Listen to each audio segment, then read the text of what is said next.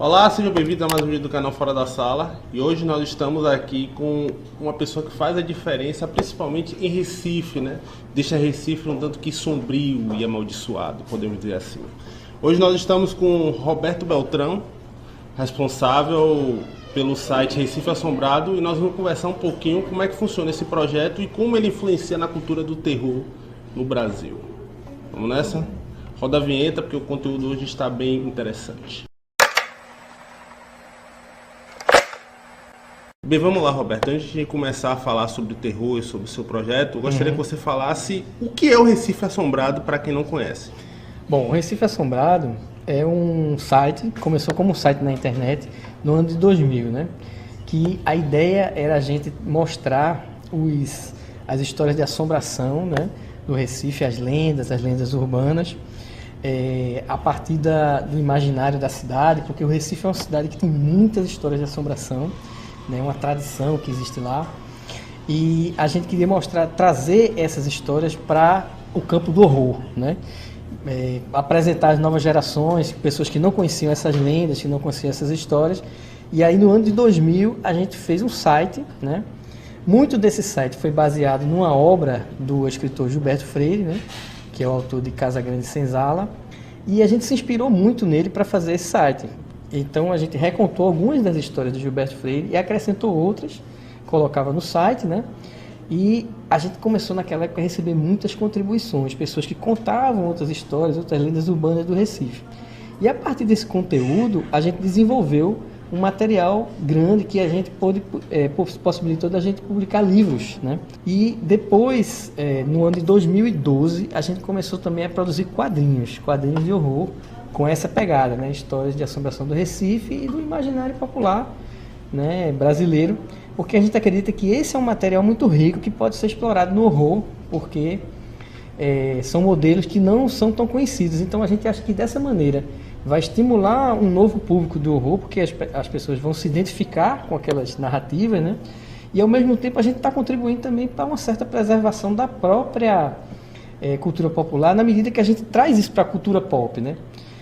Então a gente começou a trabalhar com quadrinhos, fazemos eventos também no Recife, a gente já fez algumas edições de um evento lá chamado Festival O Recife Assombrado, que reúne debates, a gente tem mostras de cinema, teatro ligado a essa coisa, né, uma coisa interessante também. E estamos desenvolvendo vários projetos, inclusive o filme chamado Recife Assombrado, que a gente vai conversar ainda aqui, né? Dá para perceber que além do site você tem outros trabalhos, né? Literários, quadrinhos e tal. Você poderia falar um pouco mais disso? Tem alguma relação com Recife Assombrado ou é algo, um projeto alternativo? Enfim? Não, tem uma conexão, porque é assim, na verdade, as pessoas que fazem o site somos eu e o meu sócio, chama André Balaio, que é escritor e roteirista também. E ele faz roteiro de quadrinhos e é escritor de contos, né?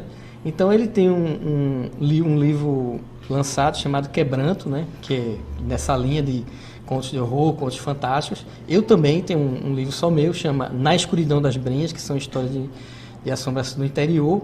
E a gente publicou coletâneas de contos, assim, de vários autores do Recife, né? Que um dos livros chama-se Malassombramentos, que é uma palavra que nem um neologismo, né? Mas que fala muito do Recife, assim. Então, são vários autores que contribuíram contando histórias. E a gente tem esse trabalho muito forte com a literatura, né? Então, o Recife Assombrado é isso, assim, a ideia é pegar esse conteúdo e transformar em outras formas de linguagem e conquistar esse novo público, né? Trazer essa nova ideia. E dar espaço também ao conteúdo que não é tão visto e tão valorizado quanto os conteúdos mainstream aí da vida, né? Exatamente. A gente estava conversando ontem a respeito dos personagens brasileiros, né? Que pode ser explorado diversos contos de terror, como Saci, a Caipora e tal.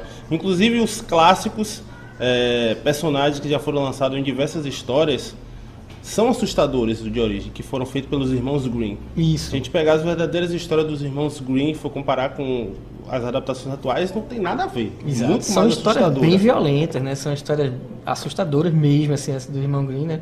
Da cultura europeia original.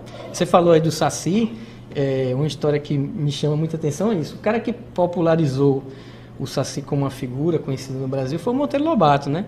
Através dos livros dele ligado ao sítio Pica-Pau e tal, que era um escritor fantástico, Mas assim, ele teve essa característica de infantilizar essa lenda do Saci. Mas ele mesmo tem uma pesquisa, né, que chama-se Saci Pererê, um inquérito, que ele reuniu várias histórias contadas, porque ele era editor do jornal Estado de São Paulo, se não me engano, e ele provocou os leitores a contarem histórias de Saci. E ele publicou essas histórias no jornal, depois transformou num livro. E essas histórias são terríveis, entendeu? O Saci... Assustadoras. Ele machuca, ele é violento, ele é terrível, é um demônio mesmo, assim. Então, essa é uma característica que pode se resgatar desses mitos, dessas lendas brasileiras, até para ser explorado. Nós não somos as únicas pessoas, claro, que estão fazendo isso no Brasil. Isso é uma corrente, né? Uma onda, né? Tem muita gente usando esse tipo de conteúdo para trazer esses mitos à tona, assim. Isso existe, é uma onda no Brasil, né? Eu acho que isso é uma coisa muito bacana. Roberto, eu costumo fazer essa pergunta sempre para todos os amantes de terror, né? Uhum. Porque para quem é um estudioso do gênero sabe que o terror permite abordar diversos temas, diversos assuntos de forma até mais profunda. Só que ele não tem um impacto comercial que deveria ter. Uhum. Como é que você enxerga, principalmente você que trabalha com terror mais regional, né? Puxado para o lado cultural da sua cidade, enfim. Como é que você enxerga isso? Eu acho assim que na verdade existe um gigantesco interesse pelo horror, assim. Isso é histórico, assim. Então, se você pensar, tem filmes, um dos primeiros filmes assim de grande repercussão, filme mudo, foi o Nosferatu de Murnau, né? Que era um filme mudo, assim, um filme sobre vampiros. Então, isso aí sempre teve no imaginário do cinema e tal. O cinema sempre se apropriou, e outras linguagens, né, se apropriaram, principalmente tudo começou com a literatura gótica, né, que criou esse gênero e que aprofundou isso. E eu acho que, assim, o que existe, na verdade, é que a crítica, uma certa crítica mais elitista, não gosta do terror, ele desclassifica como um gênero menor, né? Então eu acho que esse é o grande problema, porque do ponto de vista do público, eu acho que existe um gigantesco interesse, e da indústria também. Todo ano se lançam muitos filmes de horror. O mainstream, Hollywood, ele lança muitos filmes de horror. Por quê? Porque são filmes que têm apelo, que têm interesse do público, porque o medo é um sentimento universal, e eles são mais baratos. Hoje em dia, você fazer um filme no padrão dos grandes coisas de Hollywood, um tipo filme de super-herói, custa muito caro, caríssimo. E um filme de terror, ele às vezes arrecada, para o custo que ele tem, ele arrecada muito mais. Verdade. Né? Então eu acho que sempre vai existir o interesse. Talvez assim, uma certa crítica tenha uma resistência quanto a isso, né? Tanto é que eles falam agora muito essa coisa do pós-horror, né? Que é a crítica tentando requalificar os filmes para dar uma certa... Um verniz mais polido, assim, não? Que esse é filme, um termo que eu não concordo, inclusive. Pois é. Eu fiz até um vídeo no canal falando sobre o conceito do pós-terror, que isso que está acontecendo hoje em dia com Corra, Um Lugar Silencioso, Hereditário, Isso. A Bruxa, que são filmes excelentes. Isso. O próprio Corra, né, que já um filme tem... muito bom é o Babadook, né? Muito bom. Babadook, para mim, um dos melhores filmes de terror dos últimos 10 anos, assim. Isso já foi explorado. O próprio Cisne Negro do Dario Aronofsky já trata isso. O próprio Suspiria do Dario Argento. Tem vários outros filmes. São grandes filmes, né? Só que eles resolveram criar um rótulo meio que não proposital, diminuir o terror mais convencional, como eles chamam. Preconceitos sempre vão existir com o gênero, mas independentemente disso aí, o gênero cresce. Temos que botar para rodar, né? Exatamente.